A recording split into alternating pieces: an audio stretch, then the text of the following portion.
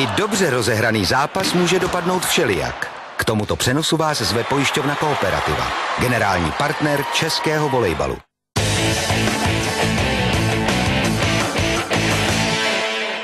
Hovořit bude Eduard Metelka z Benátek nad Jizerou. Edo, co rozhodlo čtvrtou sadu? Měli jste ten zápas tak výborně rozjetý, ale tady vlastně Příbram vás přehrála jednoznačně. No, myslím, že sa nás podpísala únava, pretože sme hrali v sobotu vlastne tiebreak s Ostravou, ktorý bol veľmi náročný. Predtým v piatok, vo štvrtok sme hrali v Ústí, čo bol tiež veľmi náročný zápas. Takže asi trošku únava sa podpísala nad výkonom, ale začali nás trošku čítať našu hru a zlepšili sa trochu aj na servisu, takže musíme začať 5. set rozhodujúci, tak ako sme hrali tie dva predtým. Zmínil jste ten nešťastný tiebreak s Ostravou před 2 dny. Říkali jste si něco před tímto zápasem, že tahle varianta může znovu nastat? Tak o tom sme sa nebavili, ale samozrejme proti tej Ostrave nás opustilo trochu šťastie v tiebreaku, preto sme veľa viedli a dúfam, že sa nám to teraz vráti dneska. Co podle vás tiebreak rozhodne, bude to hlavně psychika? Uvidíme, či zvíťazí skúsenosť nad mladosťou alebo opačne. Díky. Toto jsou čísla čtvrté sady. Vidíte, že na servisu se Příbram přece jen trochu zlepšila, alespoň srovnala krok ve čtvrtém dějství s hostujícím celkem. Na příjmu je však domácí tým stále horším. 56%, to není vysoké číslo. Své zřejmě vykonává i únava a ve čtvrtém setu. Na bloky jsme zatím viděli nejbohatší set 3-3, ale úspěšnost 32% v útoku u hostů.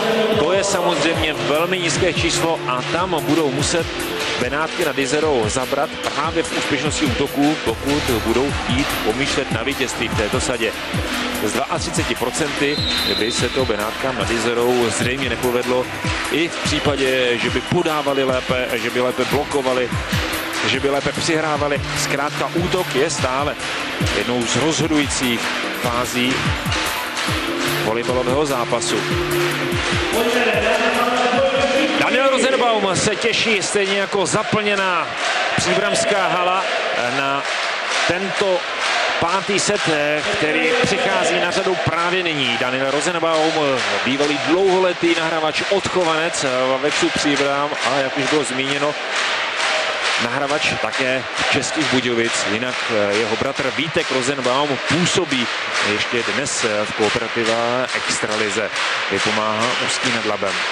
Začíná 5. set, pohled do základních sestav. Samozřejmě, že Benátky nad Jizerou poslali zpět do utkání Pavla Řezníčka, Vladimíra Němečka. Ve hře je také Karel Kvasnička. A počkáme si, zda přijde do zápasu Ondřej Michálek nebo Pavel Starý. Měl by to být Ondřej Michálek. Na druhé straně sestava Příbramy pochopitelně ve vítězném složení ze čtvrté sady. Bence, Savio, Marek Dlouhý, 2-0 pro Benátky nad Jizerou. Opět musíme připomenout nevydařený závěr sobotního zápasu Benátek nad Jizerou, které vyhrávali nad Ostravou 14-11 v 5. setu, ale podlehli nakonec 16-18. Savio, Hitlouka a benátský blok. 1-2. Pravý čas. Příbram zabrala. Přece jen rozdíl 3 bodů by už mohl být klíčový pro průběh 5. sady. Časování bloku hostů se mi vůbec nelíbí. Prostě za 5 setů nepřišli na to, jak na Savia postavit blok. Stále se nechávají vytloukat a je to jeden z klíčových momentů v podstatě. Tomáš Jiský. Technický úder. 2-2 je vyrovnáno.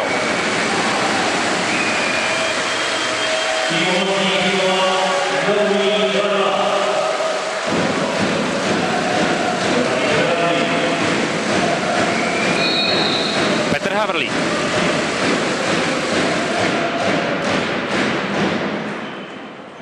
Štefán Řezníček.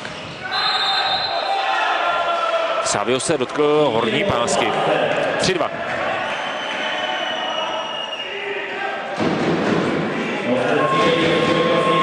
Střídání. Karel Kvasnička připouští místo znovu Eduardu Metelkovi. Opět se Karel Kvasnička dostal v postavení k síti. Němeček, podání na jistotu, daleko byl zahrán Čížek ke koncové čáře.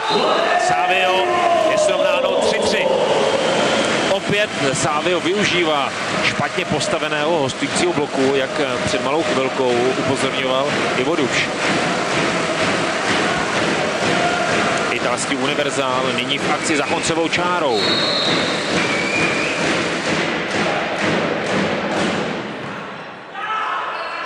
Bence, Haník, Kryško. 4-3 pro Vavex.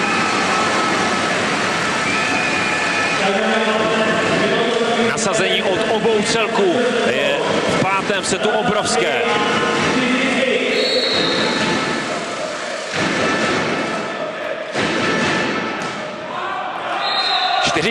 Vyrovnáno. Vrací se Karel Kvasnička. Eduard Metelka udělal chybu na příjmu a není zřejmě zdravotně zcela v pořádku. To je velké oslabení útoku hostujícího týmu. Hezký proti jednobloku Marka Dlouhého, bezproblémový 5-4.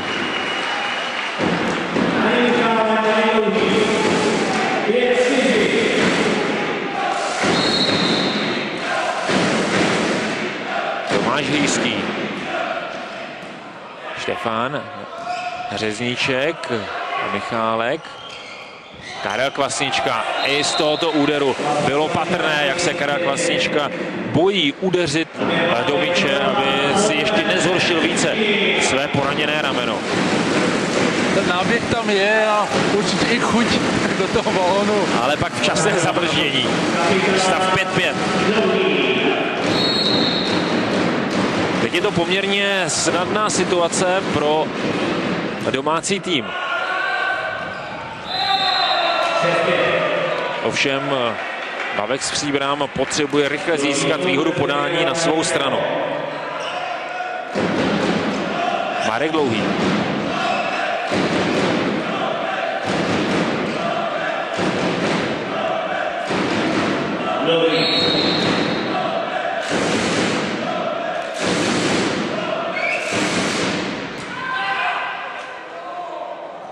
Bence, Savio.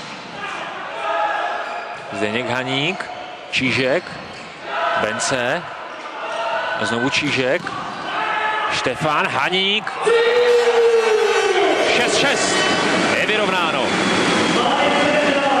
Teď přichází ta snadná situace pro Příbram, pokud Michal Kryško dá podání, nebo v přední řadě má Pavel Řezníček k dispozici Ondřeje Michálka a zraněného Karla Kvasničku. Situace jasně napovídá, že musí zakončovat Michálek a nebo Marek Dlouhý ze zadní pozice. Jenže tuto situaci domácí nevyužívají. 7-6 pro Benátky. Těžkou chvilku Benátky nad Jezerou přestály, protože Karel Kvasnička je v zadní části hřiště. K útoku Pavel Řezníček tak dostává Vladimíra Němečka. Čížek vytlouká hostující blok. Znovu vyrovnáno. 7-7. 4 sety nenabídly dramatické závěry, napínavé koncovky, ale v pátém dějství se schyluje k pekelné zápletce. Oba celky se střídají v pátém setu prakticky bod po bodu na podání. 8-7 pro Benátky nad Jezerou a za tohoto stavu dochází také k výměně stran.